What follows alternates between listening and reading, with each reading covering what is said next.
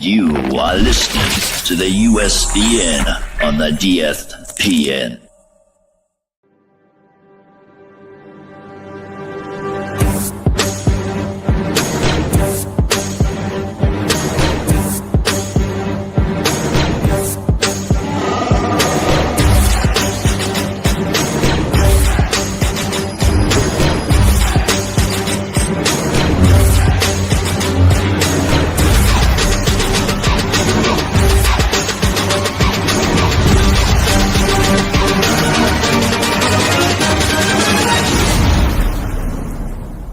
It's a trap!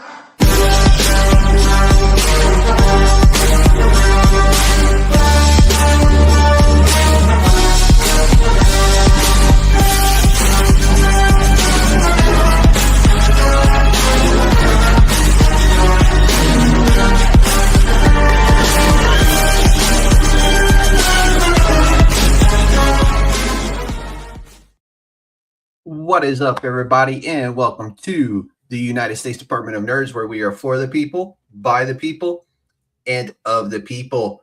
Some stories don't always begin in giant studios.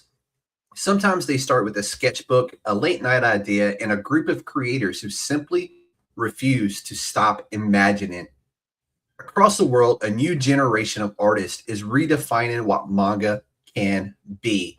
Not bound by geography, not limited by tradition, just passion, creativity, and the drive to bring new worlds to life. Tonight, we sit down with Akihiro Goska. Yeah. Did I say that right? Yep. Yeah. The director behind Froglight Studio, a rising indie manga collective focused on building original stories and characters. From the origins of the studio to the creative process behind the work, to what the future might hold for the next generation of manga creators. This is a conversation about art, collaboration, and the courage to create something new. So settle in, because the Council of Nerds is now in session. Akihiro, welcome to the USDN, my friend. Hello, happy to be here. So daylight saving times got us today. He Googled the time, and daylight savings time got both of us, because neither one of us was expecting daylight savings time. It just come out of nowhere on us. But we're here. I wasn't even aware that it was a thing. Dude, it is such a pain in the ass. We keep hoping they'll vote to just disband it, because it's an old thing from the past that used to help farmers. Farming is now automated, and in daylight savings time, and the fallback in the fall is no longer needed, and it's just such a pain in the rear end. But let's dive into this, man, and let's start at the beginning. Who is Akihiro, and how did your journey into art and storytelling begin? It started when I was writing just mere fanfics, and I wasn't even called Akihiro Goska yet. I was in the platform of Wattpad. I'm sure you're familiar with that. Mm-hmm. Yeah. There was this new anime called Demon Slayer, Okay. and it was getting really popular. And then I discovered Wattpad, and I saw a lot of fanfics written about it, and I said, "Hey, I want to write my own, and I have some cool ideas." Then when I wrote it, it wasn't really a good story, because it was more of a list of things that I want to see, instead of something that's connecting A, B, and C. And it was fun. A lot of people enjoyed it, and a lot of people liked it, most of all. And I got like an ego boost with that, because hey, I can write an interesting story. And that was back in 2020, when it was lockdown. So it was my way of coping with isolation. It was, I wouldn't say it was a sad thing, but it was very unusual to be in the house all the time. Yeah. So Oh yeah. Wattpad was like an outlet for me, and so that's where I started. Also, regarding the name Akihiro Goska, it's not my real name. Um, Akihiro Goska is an original character, and I wrote him in a way that represents me.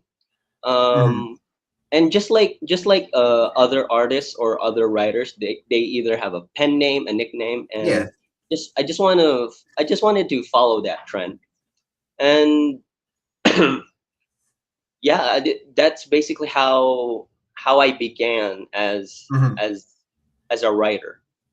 So, what were some of the manga or creators that inspired you growing up? Oh, it was the I forgot her name. It's the creator of Demon Slayer, but I think it was Koyoharu something. Koyoharu Go. Oh, Koyoharu Gotoge. Mhm. It's hers. Because of the simpleness of the story, and also Yeah. when I was when I was watching the anime, I was reading the manga as well because the anime had to catch up first, and I was a little bit impatient with the schedule they have. Oh yeah. So when it was taking so long, so in between I was reading the manga and I Mhm. was very much ahead, and I was looking at the comic and I said the art style wasn't it wasn't extraordinary at all, but I was so hooked, and the art style didn't even matter because in certain scenes where it's like the characters are so far away, there's like little indicators of their silhouettes, and they don't Yeah. even look good, but you still know that they're the characters, and that's enough to convey that the shot is so far away. Mhm. So I was fascinated by that because of how minimal they do, but Yeah. say so much with the story alone. That's what's so great about it, and I think that's one of the reasons why my daughter fell so in love with manga as well, is because the art is simple, but the stories really go deep into certain aspects of things. And she's like, yeah, we literally have a whole room dedicated to manga, and Oh, really? like just shelves upon shelves from JJK to Banana Fish to Demon Slayer, uh, Death Note, you name it, we have it. And even some of the older stuff that she's really into, and that like, we've been hunting like piece by piece by piece because it's so hard to find. And she's been like getting pieces from like I forgot where she just got one from, but it was a duplicate that she already had, but it was for sale for such a good price. It was one of those where I'm just gonna buy it because it's so cheap, and then maybe flip it down the road. But but yeah, no, manga is definitely it focuses more on the story than it does the art form for the most part. Now the animated versions of it, of course, is just they're absolutely just beautiful creations on the screen. But so at what moment did you go, I'm gonna do this and make a studio and I'm gonna do my own manga? That actually started way before I became a writer. Uh, that was when I was in first year high school, Hmm. and my friend Patricia and I, she had her own set of characters, and she basically shared them as self inserts. Okay, this is you, this is me, and this is him, our other friend. And when I was looking at the characters, I was like, oh, wait a minute, these three characters kind of has potential. So I wrote a pseudo like backstory for them, Hmm. and then and then when a couple of years when we grew out of that creative phase, the ideas, they never left me, especially those Yeah. three characters. It kept bugging me that I'm not building towards it, and I even I even had multiple dreams about it. So when 2024 rolled around, I was like, okay, I gotta gotta go serious with this because Hmm. it just won't stop bugging me. And when I started in 2025 with the studio, and I had no idea how to start a studio, Yeah. uh, but I just knew that I can write the stories, but I can't do the artwork. I can't do this alone. And a project like this, I it's not something that should be done by one person because it's not Hmm. enough for for one person. It's I mean it's too much for one person. So I posted that posting that I'm going to start a manga studio, and originally it was called Goska Realm Studio, but we changed it along the way because Goska Hmm. Realms, after some thinking, our studio manager, Kay Ortega, she she suggested the change because it Goskaram sounds self-centered, Hmm. and even though I am called Akihiro Goska, since we're now a group, we don't really want to lean. I don't want to really lean into selfishness now Yeah. because even though I own it, but we're a group. I didn't. Hmm. I, I started it, but I didn't build it alone. So Yeah. it didn't feel right calling it Ghost Studio. So that's why we transitioned into Froglight Studio, which the the artist honestly really loved the name change. So that's a good segue into what is Froglight Studio and how did the studio really come together? Oh, this the studio came together. It was a rough start. They And always are. yeah, and I was really ambitious, which is the wrong mindset when Mhm. starting these sorts of things because now I'm pushing too hard, and not all of the artists are going the same pace as me, so I have to slow down, and it was really frustrating for me because I feel like there's no work getting done. Mhm.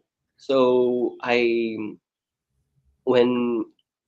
when I was handing out tasks, and it will take some of them weeks, some of them months.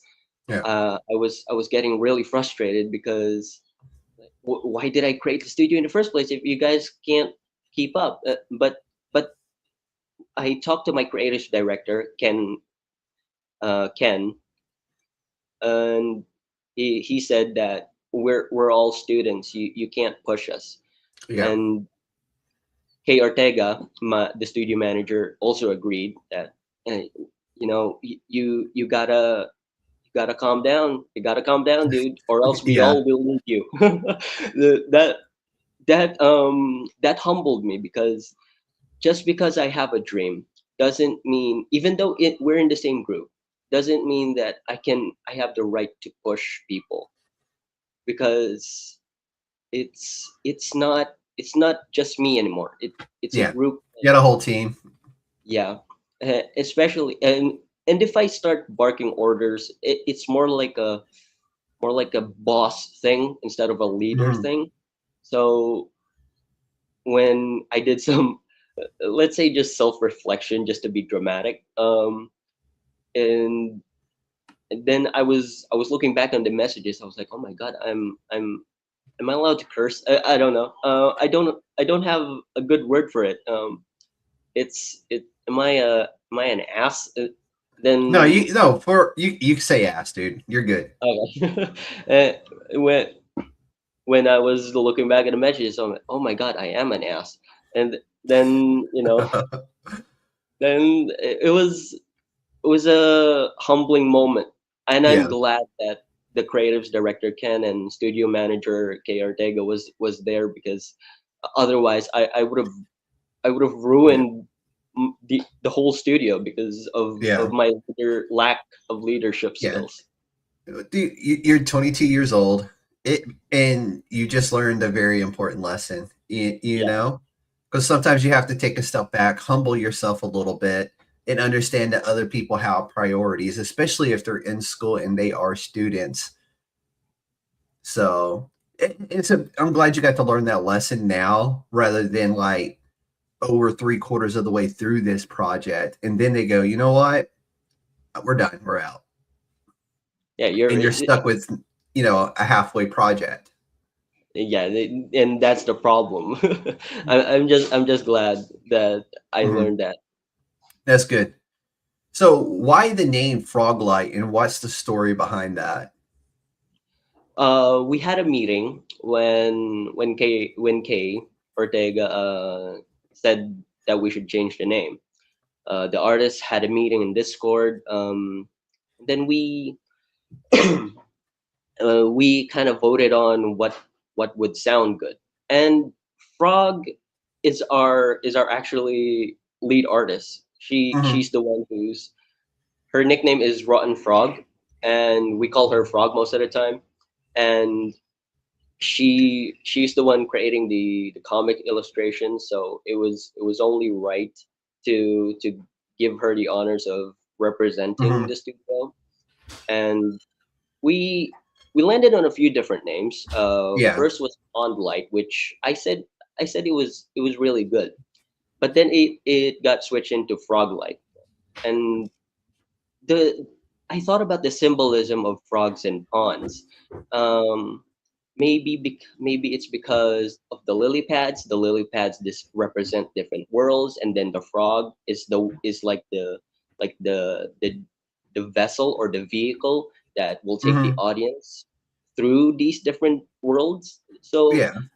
I thought about it, and then I eventually agreed. I really like Pond Light, but they were so it was all against one. So I just had to agree. Pick But and choose your battles. Pick and choose your battles. yeah, it's either that or they leave me. So no, I'm kidding. but Froglight, I eventually grew with it. And then when I saw the logo design, I was like, oh my god, my heart just warmed up because it was Yeah. so cute. Yeah, no, it really is. And I was just like, because I'm going to be fair to you. When you first emailed me asking to come on for an interview and everything, I'm Yep. like, who in the hell is this? I'm like, a manga studio outside of Japan? I'm like, is that a thing? So naturally, you have to go. Like I do every guest that sends me an email to request to come on the podcast. I research and I'm like, okay, they really are a brand new manga studio from the Philippines, getting their start, getting their feet wet, creating their first piece of work, and they're on the come up. And once I had seen that, I was like, yeah, I got to talk to these guys because it's such a cool thing. And to be outside of the Japan realm of what manga is really cool concept.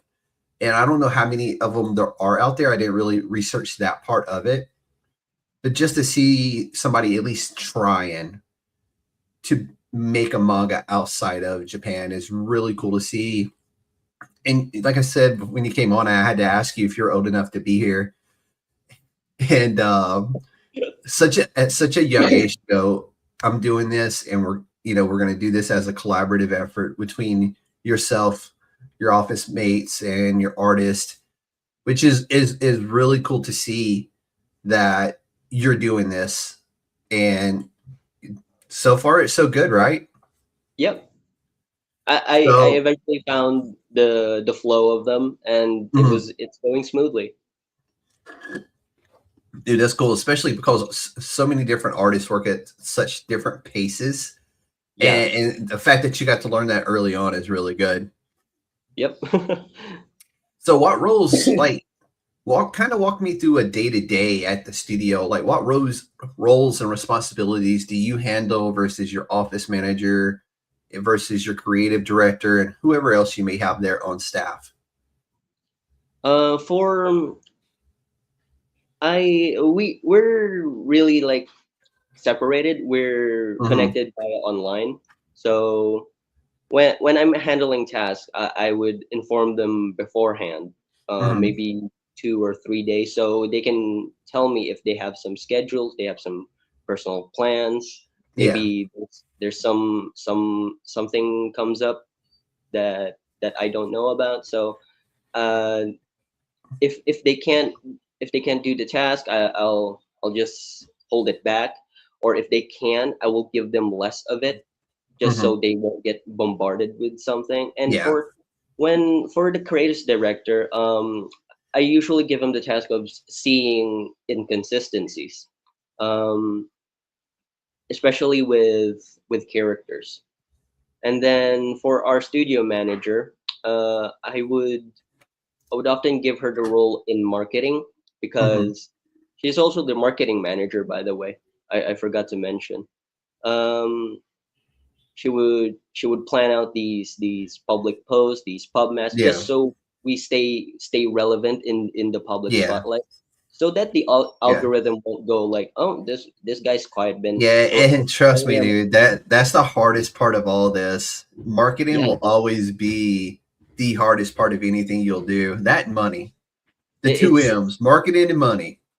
it's the bane of our existence, us creators. It's Oh yeah. if no matter how good that piece is, no matter how good the story is, if the marketing is BS, Yep. it's not gonna work. Yep. But so let's slow it down a little bit and talk about the creative process.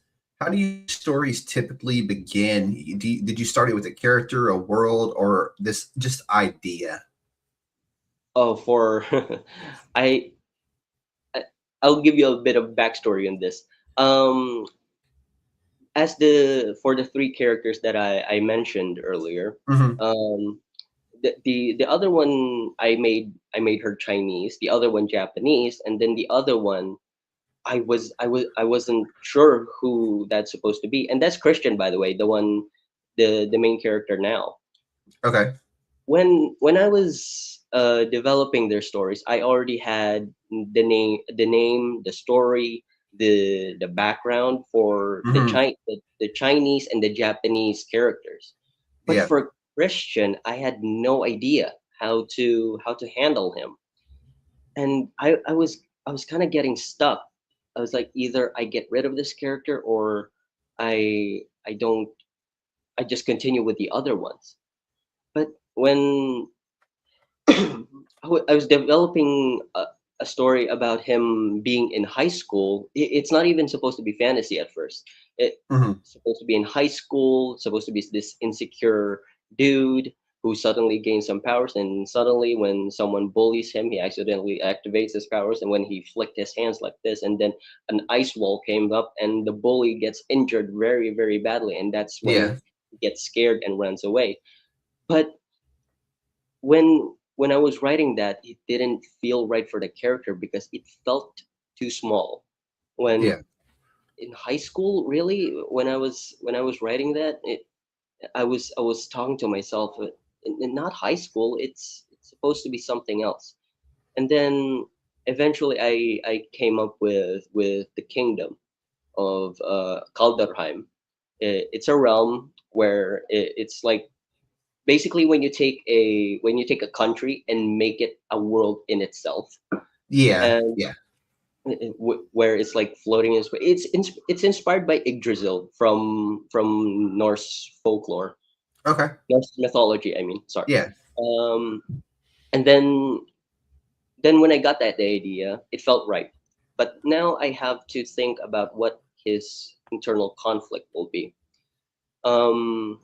What will be Christian's internal conflict? If he's in a kingdom, he's either going to be the king or the prince.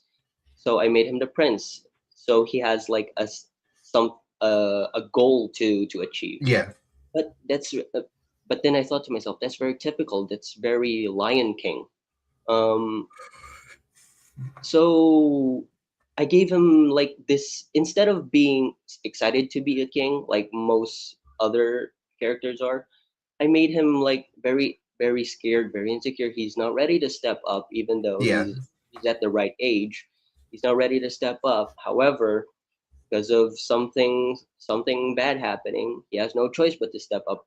He has to step up reluctantly, and I guess the the message of this story is accepting your role. Even, like, for example, if your parent is suddenly not able to function as well as they Yeah. did before, and then you're so used to being at home, maybe going back and forth to school, but now you see your parent struggling to even walk the hall without bumping Mhm. on something. um, then you have to make a choice. Yeah. Either you continue with what you're used to, or you add something in your routine that breaks that will honestly break you. Yeah. um if because now, without the parent functioning properly, without your parent being able to function properly, the family is slowly falling Yeah. apart. And you have to step up even if you don't want to. That's part of growing up, and that's what maturity is. Even if you don't want to, you have to do it. Oh yeah. Oh yeah.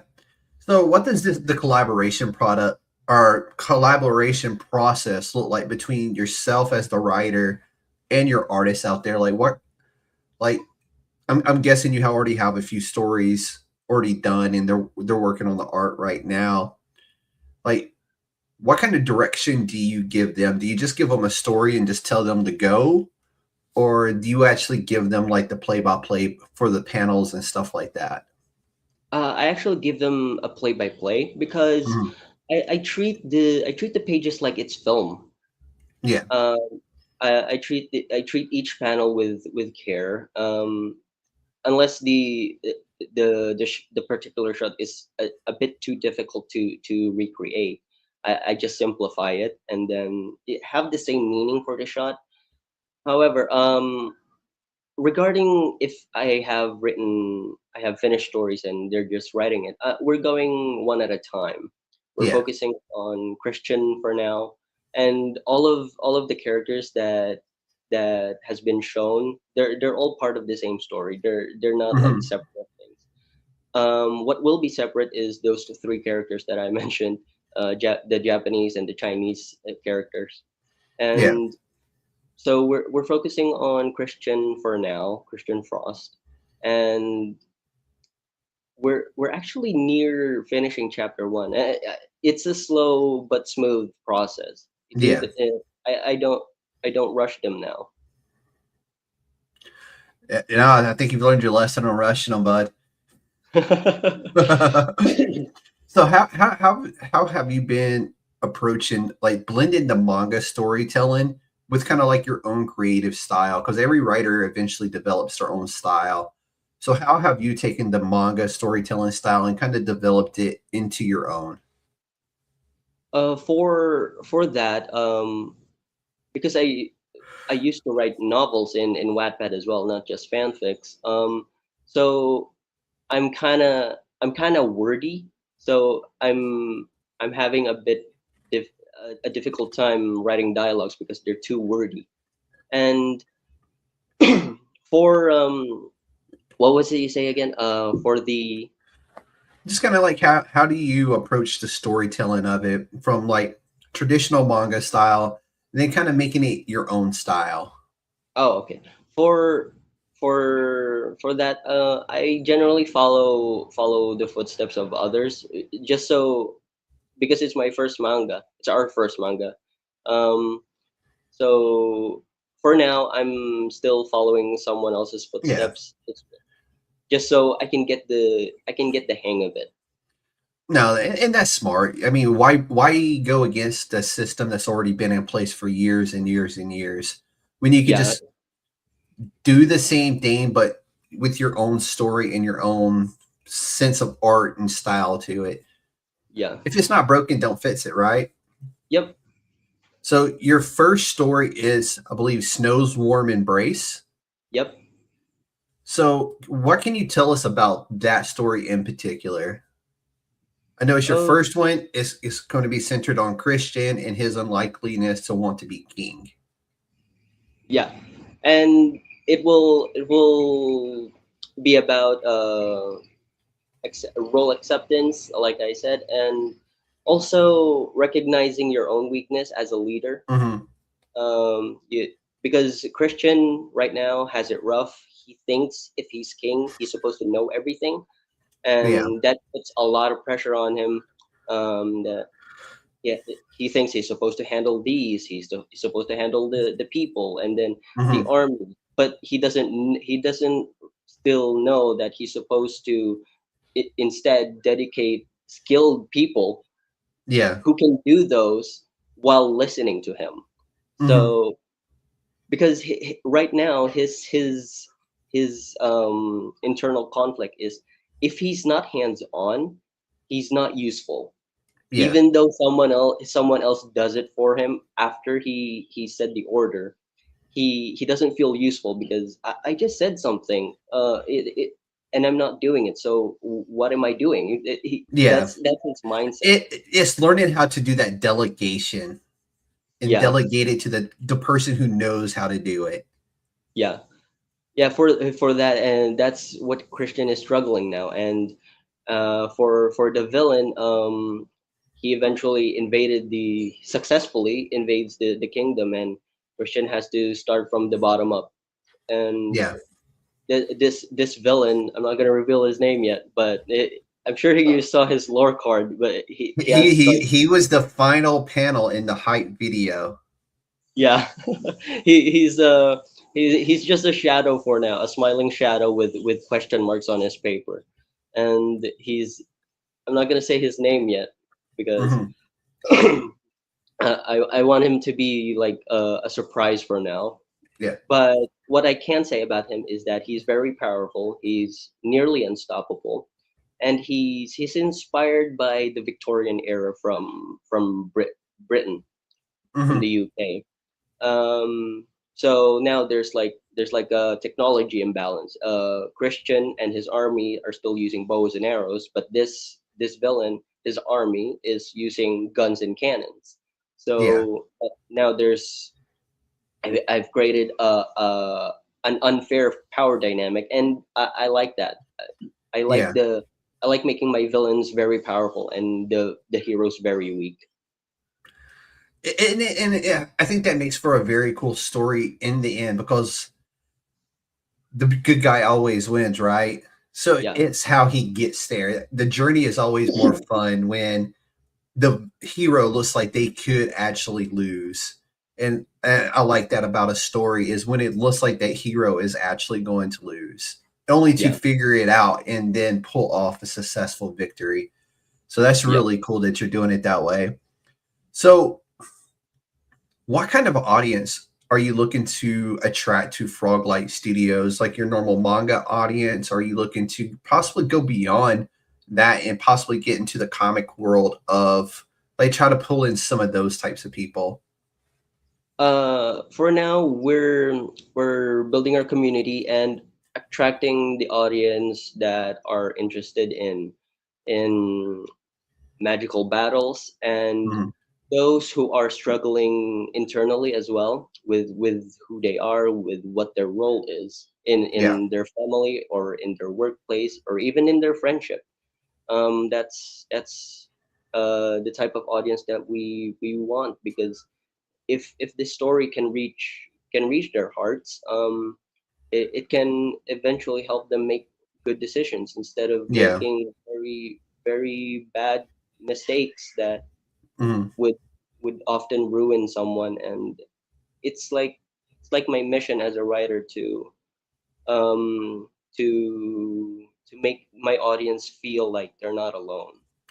Yeah. No, that's really cool that you're not just trying to just put out an entertaining story, but also, provide some type of relief to them, like they aren't alone and that hey, other people in are going through similar struggles in your stories, and that's really cool that you're doing it that way. So we're seeing more creators making manga outside of Japan, and like I said, you're my first one that I've discovered, but I'm sure there are many more. Why do you think this movement is growing the way it is outside of Japan? because a lot of people love manga, and a lot of people love Japan in Yeah. particular, and oftentimes a lot of people love to adapt certain cultures, certain practices, and I believe manga is not Hmm. anything different than that. It's a culture that a lot of people want to be included in, want to follow, because Hmm. honestly, it's a very cool culture. No, it really is, and it's one of those things where you look at world as a whole and what countries and cultures have given to the world. Japan's given us manga, Godzilla. Thankfully, I Yep. love Godzilla. King Kong. Me too. Korea's given us K-pop. Yep. Mukbangs. Yep. And so it's really cool to kind of take a step back and see kind of like the cultural shifts over the last like 5 years, maybe, from like really where manga really started hitting, and then followed by K-pop almost around the same time, when I feel like these things both kind of took off at the same time, right? So Yep. it's been kind of cool seeing that, and I've lived both places. I've seen both places, and for me, it's like just kind of cool to just see the rest of the world catching up to what I already knew. So it's been fun in that regard for me. So, what kind of challenges do you really like? Do indie manga creators are facing? Because I know there's a lot of big studios out there producing a lot of big things. So, kind of like, what's been your biggest challenge in getting this started? It's getting recognized. That's the biggest challenge now, because in Philippines it's often comics. It's not particularly manga, and there are a lot of big comic studios here in the Philippines too. Oh, And really? I didn't know yeah, that. yep. But I was actually something I was going to ask you like after the fact is like, what's the comic book scene and like what's the manga scene like there? I didn't realize that you could go down and go to a comic book shop there in the Philippines. yeah, they're mostly online now, Okay. so they're like they're online selling instead Okay. of like but they do exist. They do exist. Yeah. Like That's really those. cool. Yeah, yeah, yeah. For for our biggest challenge right now is, yeah, going against those big names. But I, even though it's our biggest challenge, it doesn't. I don't know why it doesn't bother me that much, because That's it's good. yeah, it's a potential. It's a potential. I wouldn't. I don't want to say enemy, but opponent. I would say. Yeah. Um, Competition. Yeah, yeah, that's the word. Competition. It's a potential competition, and a big one at that. But it doesn't bother me that much, because I I don't I don't want to sound egotistical, but no one does it the way we do. Hmm. Um, I mean, sure, we're sharing. We're taking notes on how this person does it, how this certain studio does it. That's called learning. Yeah, yeah, yeah, that's learning. And also I wouldn't say it's arrogant to say that we're doing it our way, No, because if you don't it do it your way, then you're copying. yeah, So and it's that's best to learn what they do and then make it better and make it yours. yeah, and that's a lot of those the starting studios. I can see a lot of them. There are a lot of, even in Facebook, in Facebook groups, there are upcoming studios, and a lot of them, I would say, struggle with originality, and Yeah. it's it's something that I personally struggled with as well. And it took a bit of coming to terms that I can't be too different, or else the audience wouldn't feel safe Yeah. in discovering whatever I have to show them. Yeah. It's one of Because those where you have to establish yourself, and then later once you're established and people are, then you can start tweaking things and making things maybe a little bit more out there, a little bit more different than what maybe the status quo. yeah, it's like here's how Star Wars do it. Oh, here's how I do Star Wars, and then then let's mix up. Then once I gain their attention with that, here's I do Star Wars with a bit of a Harry Potter aspect. So Mhm. it's like mixing and matching things Yeah. that a lot of audience, some of them haven't thought of. Oh my God, this certainly works, Mhm. and that's a very good feeling to have, because it's them recognizing your the skill and Yeah. in the connections that you have made. So that No, it's that's really cool, dude. Like you have no idea how cool it is to just sit here yeah. and talk to you and just the enthusiasm that you have for what it is that you are attempting to do. It's absolutely infectious. And I Yeah. really do hope that more people start coming online to what it is that you and Froglight are trying to do, man, because it's really cool. So Thank you. what's the future look like? Is the plan just to stay with manga, or do you have future plans to maybe expand it into animation as well? Yeah, actually, I discussed this with my creative with our creatives director, and he suggested that if we're gonna grow, when we're gonna grow, uh, we should we shouldn't call ourselves some, like, like, there's certain studios that call them like the last name of the creator and then comics, the word Yeah, comics. And so we went with studio because we're not just limited on manga. We're yeah, gonna soon transition into to animation, maybe simple animations like 3 or 10 second animation, yeah. just to show what we can do. I like it, and that's how it starts, man. You drop them samples like so. You have issue one of your manga about to release. You animate 30 to 40 seconds of that, or 10 to 20 seconds of like maybe 2, 3, or 4 panels, and so many of them are doing it now. Even the comic book world is going into that direction as well, to where Yep. when the next upcoming issue of something, they will go and animate like the first like 2 to 3 pages of it. And it's been really cool to kind of see, for me being a comic book guy, just to see like the evolution and how the marketing is working, because it's a great marketing technique. Yep. So but so let's look ahead for a minute, man. What projects is Froglight Studio working on right now? I know you have Snow's Warm Embrace, but what else do y'all have coming down the pipeline?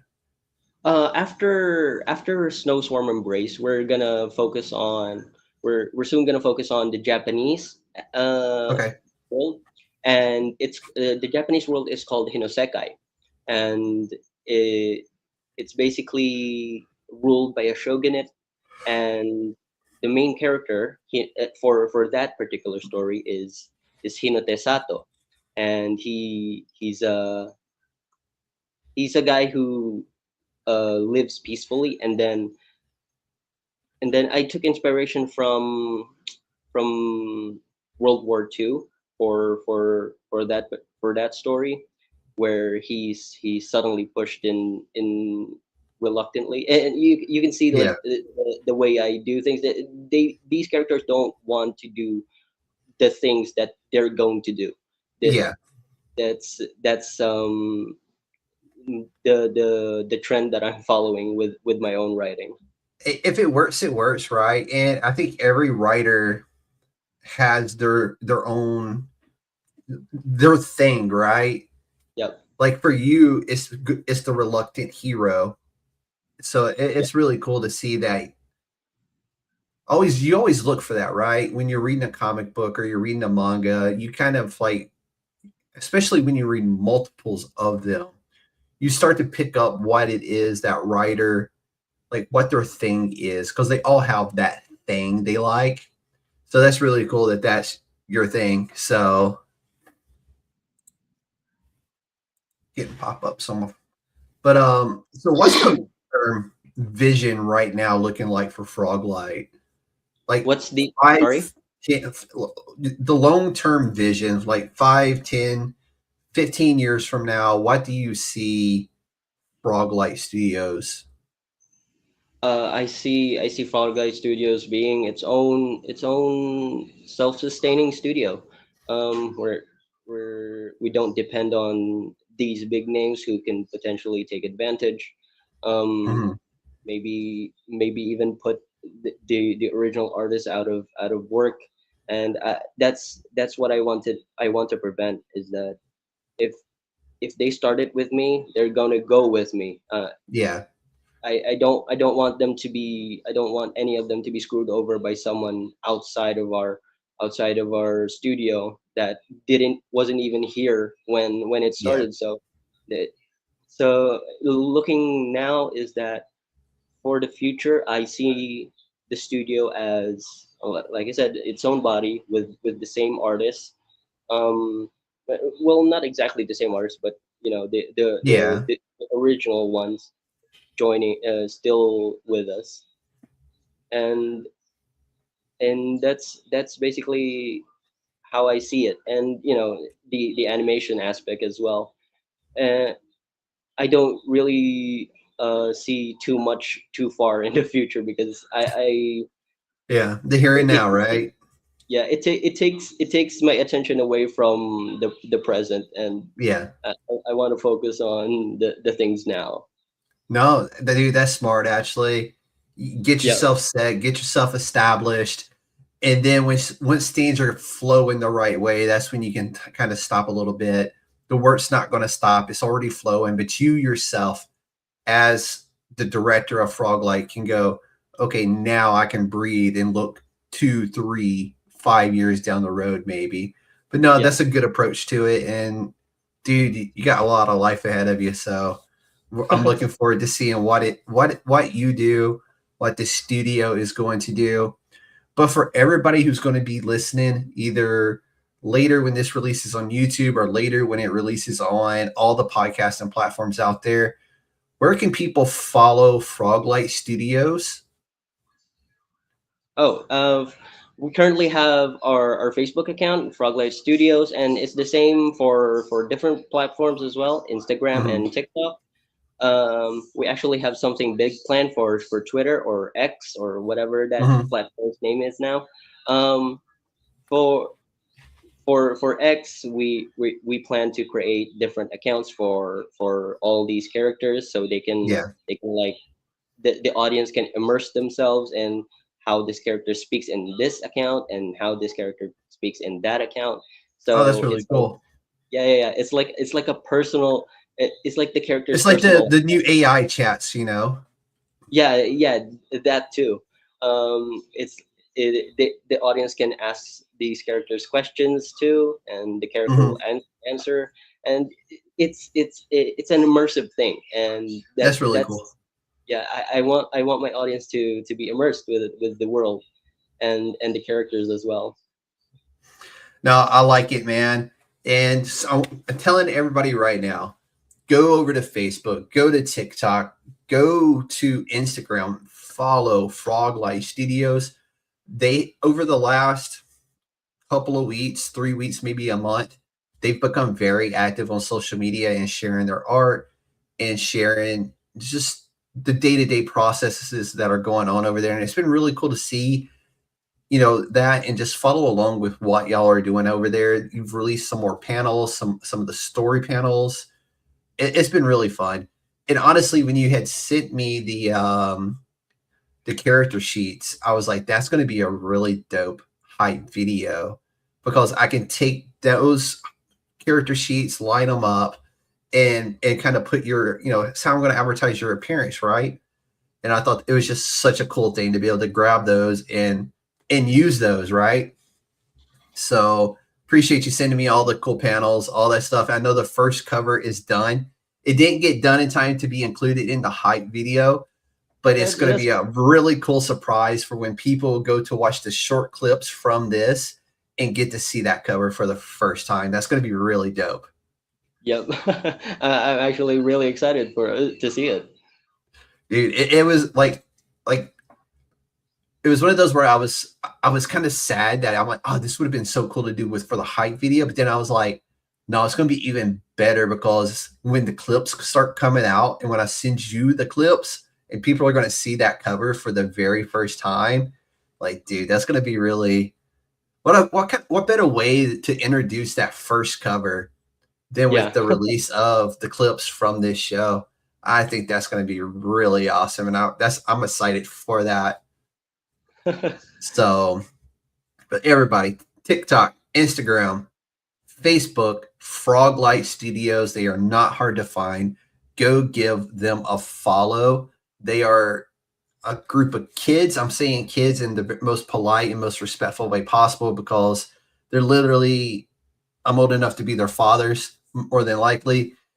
But give them a follow. Join this journey with them, because it is going to be something fantastic to watch these kids grow and learn and evolve in this business that really wasn't designed for them, but they're still taking it head on.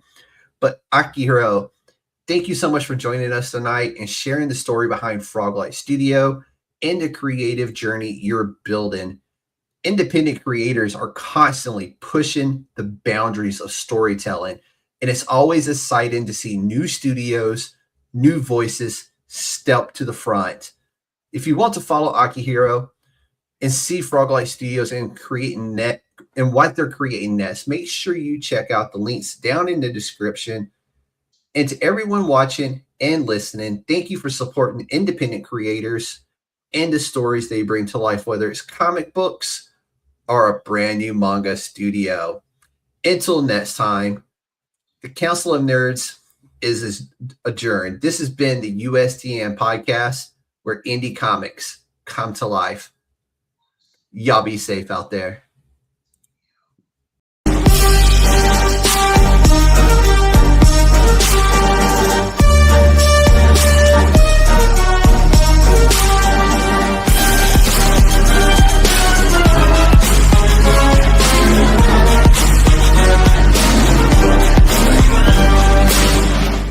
It's a trap!